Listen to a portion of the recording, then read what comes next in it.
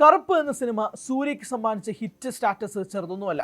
300 കോടി രൂപയും കഴിഞ്ഞ് ബോക്സ് ഓഫീസിൽ കുതിച്ചുകൊണ്ടിരിക്കുകയാണ് കറുപ്പ്. ഇപ്പോഴും തിയേറ്ററിൽ ഓടിക്കൊണ്ടിരിക്കുകയാണ് ചിത്രം ഉടനെ തന്നെ OTT-യിലേക്ക് വരുന്ന ഒരു സാഹചര്യവും ഉണ്ടാകും. എന്തായാലും ഒരു മാസത്തോളം ആകാൻ പോകുന്നു കറുപ്പ് റിലീസിലേക്ക് എത്തിയിട്ട്. ഒരു മാസത്തിലേക്ക് അടുക്കുകയാണ്.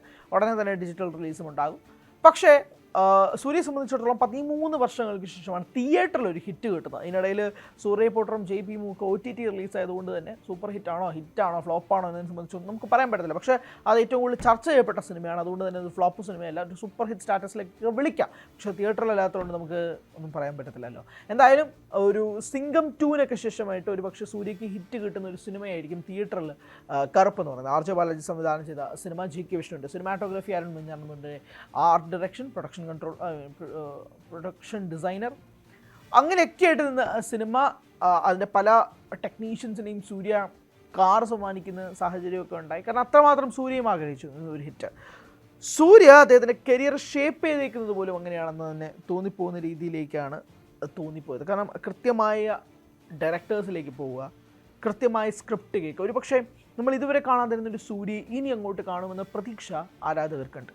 ആ പ്രതീക്ഷയുടെ മാറ്റുകൂട്ടുന്ന ഒരു അപ്ഡേറ്റിലേക്കാണ് നമ്മൾ പോകുന്നത്. ജിത്തു മാധവൻ സംവിധാനം ചെയ്യുന്ന ചിത്രത്തിൽ സൂര്യയാണ് നായകനെന്ന് നമുക്കറിയാലോ. സൂര്യ അതിൽ പോലീസ് വേഷത്തിലേക്ക് എത്തുന്നു എന്നുള്ള റൂമറുകളൊക്കെ ഒരു ഭാഗത്ത് നടക്കുന്നുണ്ട്. പക്ഷേ എന്നാൽ പോലും അതിനകത്ത് നസ്ലൻ ഒരു പ്രധാന വേഷത്തിൽ എത്തുന്നുണ്ട്. ഇപ്പോൾ മോളിവുഡ് ടൈംസ് എന്ന ചിത്രത്തിൻ്റെ പ്രൊമോഷൻ പരിപാടികളുമായി ബന്ധപ്പെട്ട സൂര്യ 47-മായി ബന്ധപ്പെട്ടുള്ള ചോദ്യങ്ങൾക്കൊക്കെ നസ്ലൻ ഒരു മറുപടിയും പറഞ്ഞില്ല. ഏത് വലിയ സന്തോഷമുണ്ട് സൂര്യ സാറിനൊപ്പം അഭിനയിക്കാൻ എന്നൊക്കെ സാധാരണയായി പറഞ്ഞു പോകുന്ന ടെംപ്ലേറ്റ് ഡയലോഗുകൾ ഒഴിച്ചു നിർത്തിയാൽ നസ്ലൻ്റെ വായിൽ നിന്നൊന്നും കിട്ടിയിട്ടില്ല.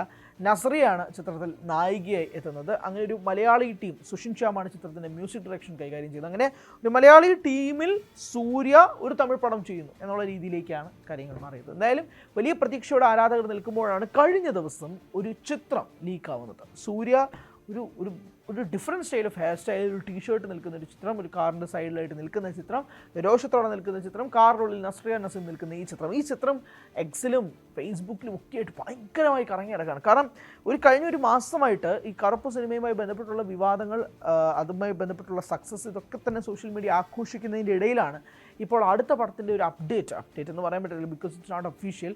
അൺഒഫീഷ്യലായിട്ട് പുറത്തുവിട്ട ഈ സ്റ്റില്ലുമായി ബന്ധപ്പെട്ടുള്ള ചർച്ചകളും കാര്യങ്ങളും ഒരു ഭാഗത്ത് നടക്കുന്നൊരു പശ്ചാത്തലം ഉണ്ടായത്. എന്തായാലും ഈ ചിത്രവുമായി ബന്ധപ്പെട്ടുള്ള വലിയ ഹൈപ്പ് ഇങ്ങനെ കയറിക്കൊണ്ടിരിക്കുകയാണ്. ആ കയറുന്നതിൻ്റെ ഇടയിൽ കൂടിയാണ് ഈ ചിത്രത്തിന് മേലും പ്രതീക്ഷ വന്നത്. നമുക്കറിയാലോ, ഈ കറുപ്പുമായി ബന്ധപ്പെട്ട് എത്രയോ നാളായിട്ട് ഇതിൻ്റെ റിലീസ് മാറ്റി വെച്ചിരുന്നതാണല്ലേ. ഒരു ഡേറ്റ് ഫിക്സ് ചെയ്യുന്നു, ദീപാവലി ഫിക്സ് ചെയ്യുന്നു, പൊങ്കൽ ഫിക്സ് ചെയ്യുന്നു, അത് മാറ്റപ്പെടുന്നു, പിന്നെ വീണ്ടും മാറുന്നു. അങ്ങനെ മാറി അവസാനം റിലീസ് ഡേറ്റിൻ്റെ അടുത്ത ദിവസമാണ് ഈ ചിത്രം റിലീസ് ചെയ്തതെന്നത് കൂടി ഓർക്കുക. ഇതിൻ്റെ നിർമ്മാണ കമ്പനിയുമായി ബന്ധപ്പെട്ടുള്ള ചില ഫിനാൻഷ്യൽ ഇഷ്യൂസ് ആണ് സിനിമ റിലീസ് ചെയ്യാൻ കഴിയാതെ പോയത്. സംവിധായകനായ RJ ബാലാജി കരയുന്ന സാഹചര്യം ഉണ്ടാകുന്നു. അതിന് അടുത്ത ദിവസം അദ്ദേഹം വിക്ടോറിയസ് ആയിട്ട് സിനിമ ഗംഭീരമായിട്ട് തിയേറ്ററിൽ ഓടുമെന്ന് മനസ്സിലായ RJ ബാലാജിയുടെ സെലിബ്രേഷൻസ് ഉൾപ്പെടെ ചർച്ച ചെയ്തതും നമ്മൾ കണ്ടതാണ്. ഈ സാഹചര്യത്തിലൊക്കെ പോയി അതിനിടയിൽ സൂര്യയുടെ ഒരു 2-3 പോസ്റ്റുകൾ കൂടി കണ്ടിരുന്നു. അതൊക്കെ അദ്ദേഹത്തിൻ്റെ സന്തോഷം പങ്കുവയ്ക്കുന്ന രീതിയിലേക്കായിരുന്നു മാറിയത്. കാരണം അദ്ദേഹം ആഗ്രഹിച്ചിരുന്നു ഇത്ര അധികം ഒരു ഹിറ്റ് സിനിമയിൽ ഭാഗമാകണം, അതിൽ തന്നെ ലീഡ് ചെയ്യണം എന്നുള്ളത്. കാരണം സൂര്യയെ സംബന്ധിച്ചിടത്തോളം തിയേറ്ററിൽ അത്ര വലിയ ഹിറ്റൊന്നും ഉണ്ടായിരുന്നില്ല ഈ കാലത്തിനിടയിൽ. ഒട്ടും തന്നെ വലിയ പ്രതീക്ഷയോടെ വന്ന കുറേ സിനിമകളുണ്ടായിരുന്നു. ഇപ്പോൾ കാപ്പാൻ ഉണ്ടായിരുന്നു, താനാസേർന്ന കൂട്ടം ഉണ്ടായിരുന്നു, എതിർക്കും തുണിന്തവനുണ്ടായിരുന്നു, കങ്കുവ ഉണ്ടായിരുന്നു. ഈ സിനിമയിലൊക്കെ തന്നെ വലിയ ഹിറ്റ് സ്റ്റാറ്റസ് നേടും എന്നൊക്കെ പ്രതീക്ഷിച്ചിരുന്നെങ്കിൽ പോലും അങ്ങനെ വലിയൊരു ഹിറ്റ് സ്റ്റാറ്റസ് ഒന്നും ഉണ്ടായിട്ടില്ല. NGK പോലുള്ള സിനിമകളുണ്ടായിരുന്നു. ഇതൊക്കെ ഹിറ്റടിക്കുമെന്ന് പ്രതീക്ഷിച്ചു. പക്ഷേ വലിയൊരു സൂപ്പർ ഹിറ്റിലേക്കൊന്നും ഈ സിനിമ പോയില്ല എന്ന് മാത്രമല്ല, പല സിനിമകൾക്കും ഡിസാസ്റ്റർ റിപ്പോർട്ട്സ് ഉണ്ടായിരുന്നു എന്നതും കൂടി എടുത്തു പറയേണ്ടതാണ്. അപ്പോൾ അങ്ങനത്തെ സാഹചര്യത്തിൽ നിന്നുകൊണ്ടാണ് സൂര്യയ്ക്ക് ഒരു വലിയ കംബാക്ക് വേണം എന്നുള്ള രീതിയിലേക്ക് കാര്യങ്ങൾ മാറിയത്. അപ്പോൾ 24 ഉൾപ്പെടെ ഒന്നും വലിയ ഹിറ്റൊന്നും തിയേറ്ററിൽ പോയില്ല. ഇന്ന് അതിന് കൾട്ട് സ്റ്റാറ്റസ് ഉണ്ടെങ്കിൽ പോലും അന്ന് വലിയ ഹിറ്റായിരുന്നില്ല എന്നതും കൂടി പ്രത്യേകമായിട്ടും എടുത്തു പറയട്ടെ. അങ്ങനെ നിൽക്കുമ്പോഴാണ് ജിത്തു മാധവൻ പ്രോജക്റ്റിലേക്കും വലിയ പ്രതീക്ഷയോടുകൂടി ആരാധകർ എത്തുന്നത്. വാടിവാസൽ ഉൾപ്പെടെയുള്ള സിനിമകൾ ഡ്രോപ്പായി എന്നുള്ള രീതിയിലും കൂടി അപ്ഡേറ്റുകൾ കിട്ടുമ്പോഴേക്കും സൂര്യ എങ്ങനെയായിരിക്കും ഇനി തൻ്റെ കരിയർ, അടുത്ത സിനിമകൾ മുന്നോട്ട് കൊണ്ടുപോകുക എന്നുൾപ്പെടെയുള്ള ചോദ്യങ്ങൾ ഒരു ഭാഗത്ത് നിൽക്കുകയാണ്.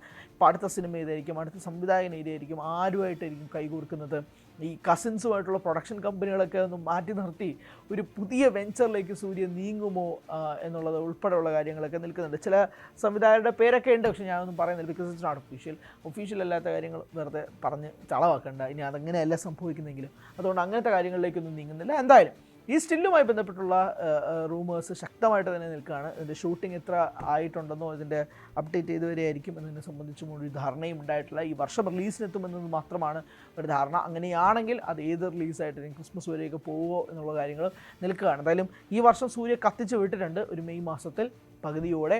ആ കത്തിക്കൽ ഇനി ഏതിലേക്ക് തുടരുമെന്നുള്ളതിനാണ് കാത്തിരിക്കുകയാണ് സൂര്യ ആരാധകർ. കൂടുതൽ വാർത്തകൾക്ക് news 18 Keralam YouTube channel subscribe ചെയ്യുക.